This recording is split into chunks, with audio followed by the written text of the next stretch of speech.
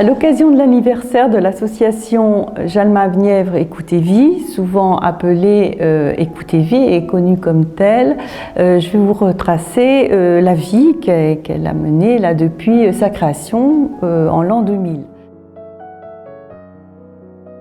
En fait, ça a suivi la loi Kouchner qui date de 1999, qui était une loi qui donnait droit à tout malade en fin de vie de bénéficier de soins palliatifs et de accompagnement par des bénévoles, lui, le malade et éventuellement sa famille. Donc à partir de là, il a été prévu qu'il y ait bien sûr des soins palliatifs et puis cet accompagnement. Les soins devaient être pratiqués bien entendu par des médecins et il y avait un médecin à l'hôpital Nevers qui était intéressé, c'était le docteur Viraud. Et c'est elle qui a donné cet élan créatif pour ouvrir cette association. Donc ça c'était en l'an 2000. Là a commencé le travail sur création de statuts, création du règlement intérieur, de la charte pour les bénévoles qui feraient les accompagnements et puis parution au journal officiel en décembre 2000. En 2001, il y avait déjà 20 adhérents et dont certaines personnes ont commencé à faire une formation. La formation était dispensée par Madame Viraud et puis une psychologue et une infirmière. Et toutes ces personnes ont eu cette formation qui a duré une année, comme maintenant, comme actuellement. Et puis elles ont commencé à faire des accompagnements à l'hôpital en 2002. En 2002, l'hôpital de Nevers était encore sur le site Colbert.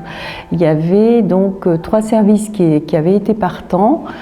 C'était la médecine, la gastroentérologie, la pneumologie. Des protocoles de travail avaient été faits entre les surveillantes de ces services et puis la coordinatrice Jocelyne Lavaux, qui donc est depuis coordinatrice des accompagnants à l'hôpital Bérégovoy maintenant. Et ça ne s'est pas fait comme ça, il y a eu quand même tout un travail d'approche par rapport aux malades, quand est-ce qu'on venait, comment on procédait pour rentrer dans une chambre, pour s'annoncer, etc., etc. Tout ça, ça a été préparé bien entendu. Depuis la semaine dernière? Oui.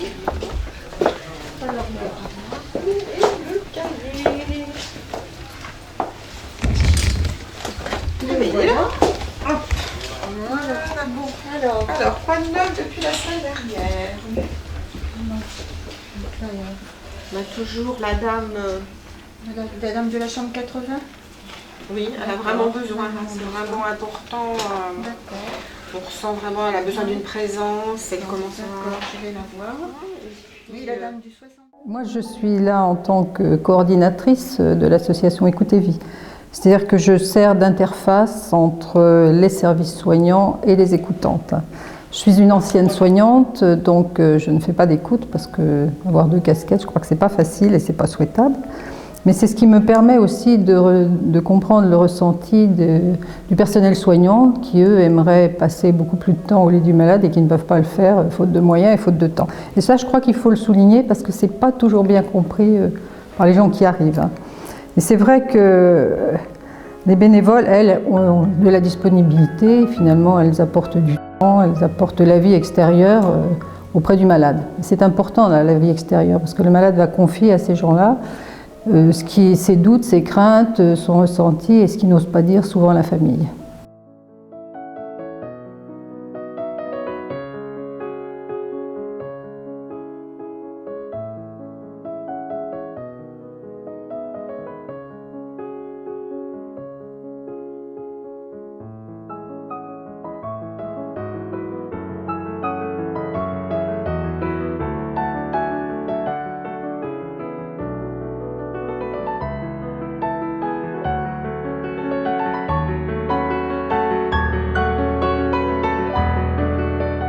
La formation se déroule sur 1 an à raison de 2 heures par mois avec une psychologue, ce qui permet de faire un groupe, de solidariser les gens.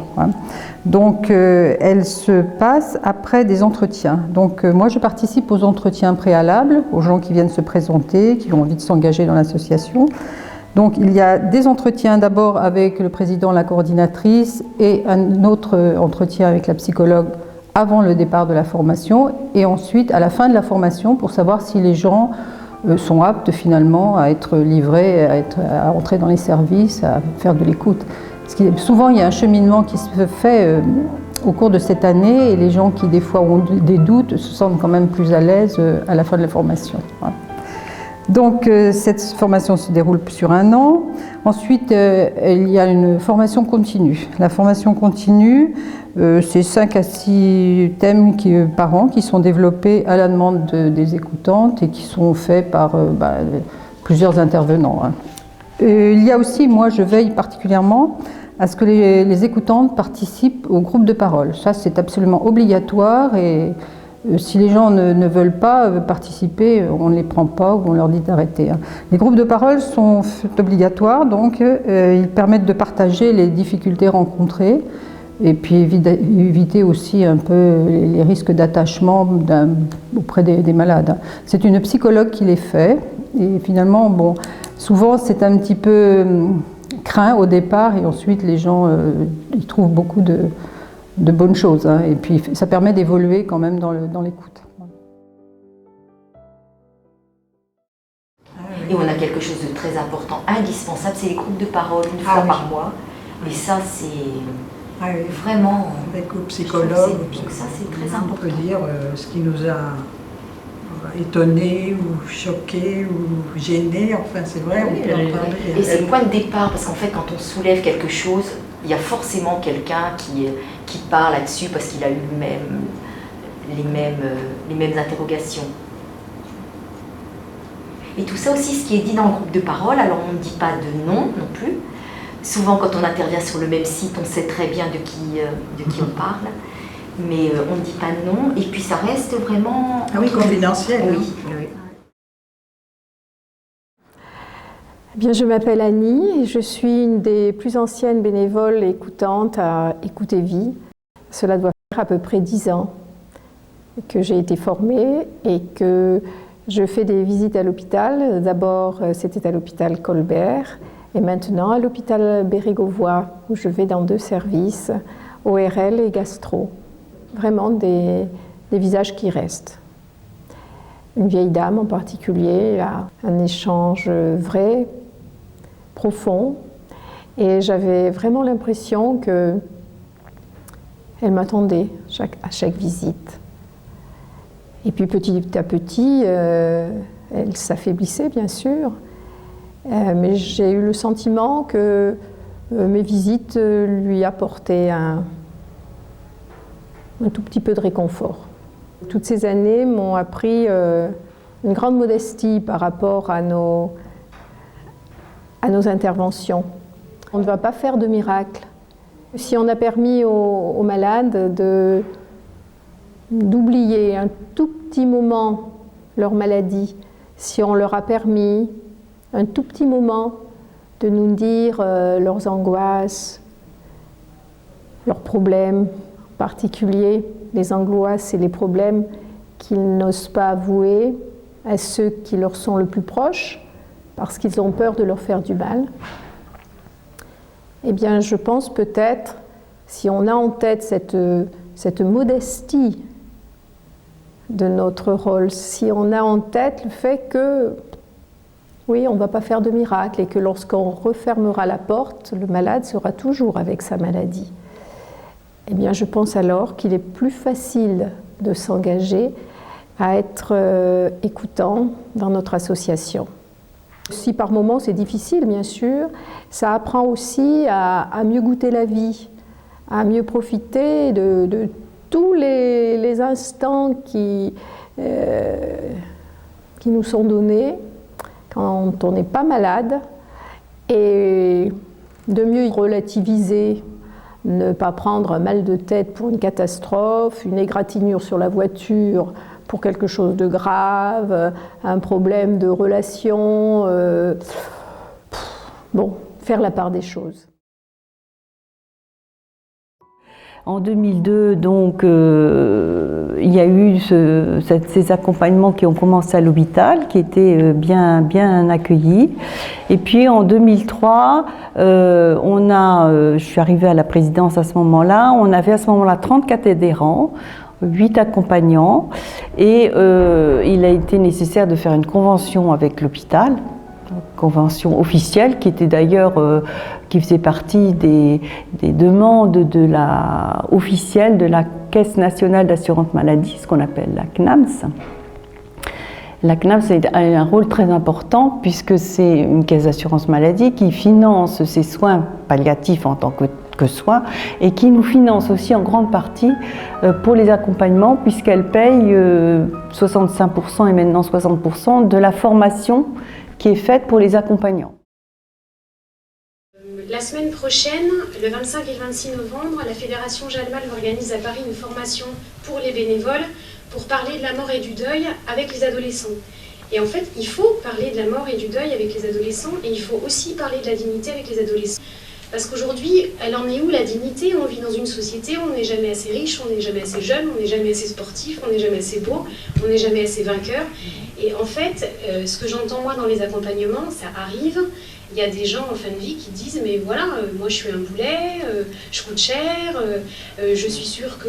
c'est vrai, enfin, je pense qu'il y a d'autres bénévoles qui m'entendent. Je suis un boulet, il faudrait en finir. Mais en fait, la personne, elle ne veut pas en finir, elle se sent un boulet, mais en fin de compte, et c'est là où le bénévole a sa place, il est là pour reconnaître que même si tu te sens indigne, je suis là pour te rappeler que tu es digne, et c'est pour ça que je suis là. Et effectivement, ces débats-là, il faut pas seulement en discuter à l'Assemblée nationale ou en commission, ou à la télé encore moins, il faut vraiment que ça rentre dans les écoles. Il faut que le débat ne se limite pas seulement à 1 heure ou 2 de philosophie en classe de terminale. Il faut vraiment, je pense qu'il faudrait que ça aille beaucoup plus loin. Voilà.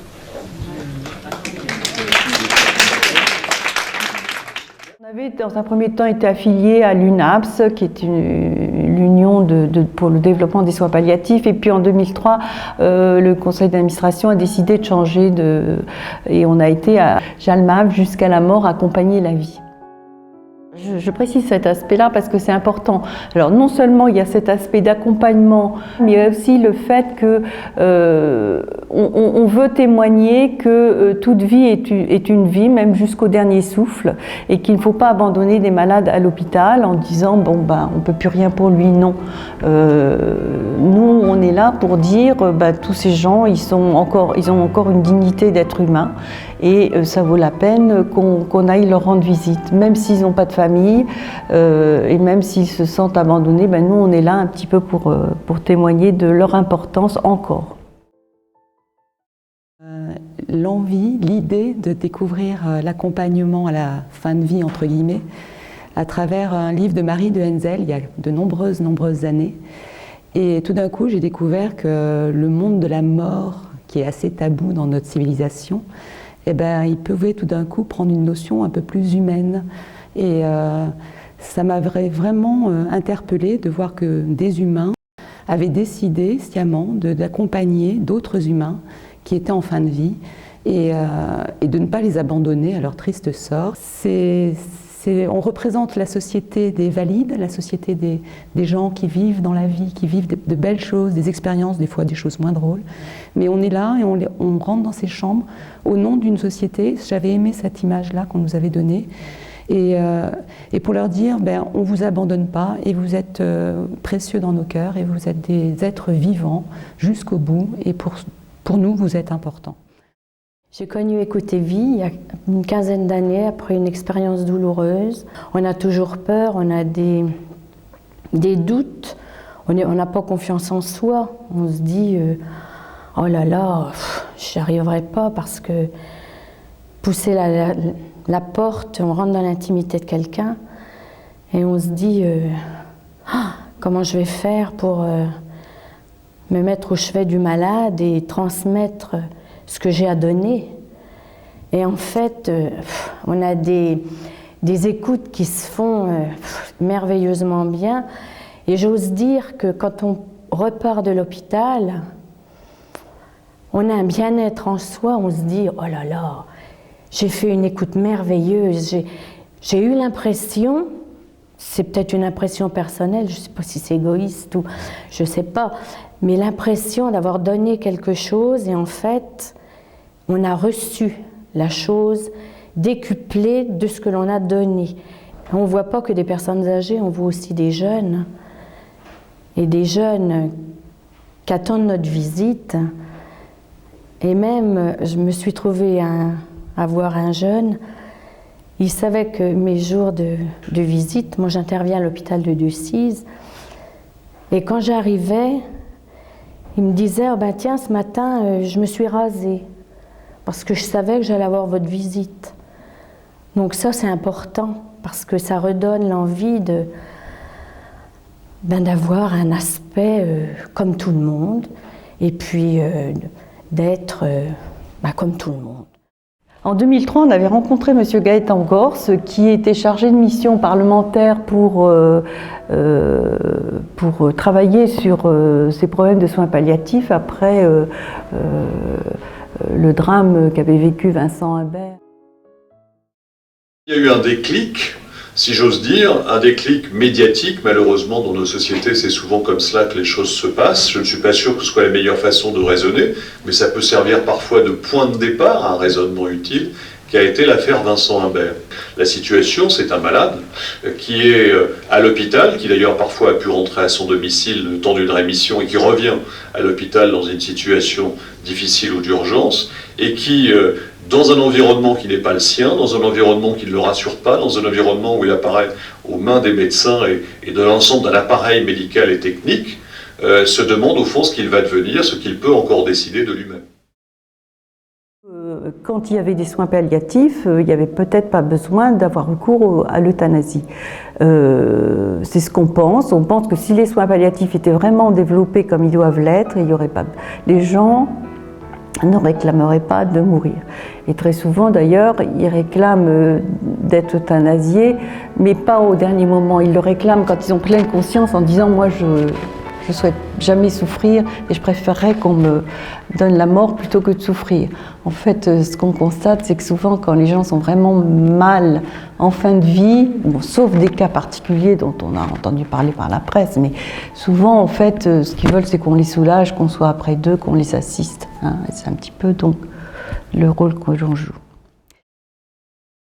Dans la dernière sédation qu'on a menée à domicile, la demande initiale, 3 mois avant le décès, c'était « je veux mourir ». Je vous ai appelé parce que vous savez calmer la douleur, et je veux en finir. Donc, il faut.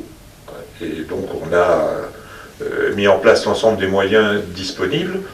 La personne a été soulagée. En fait, il avait surtout besoin d'être soulagé, d'être accompagné, d'être écouté, d'être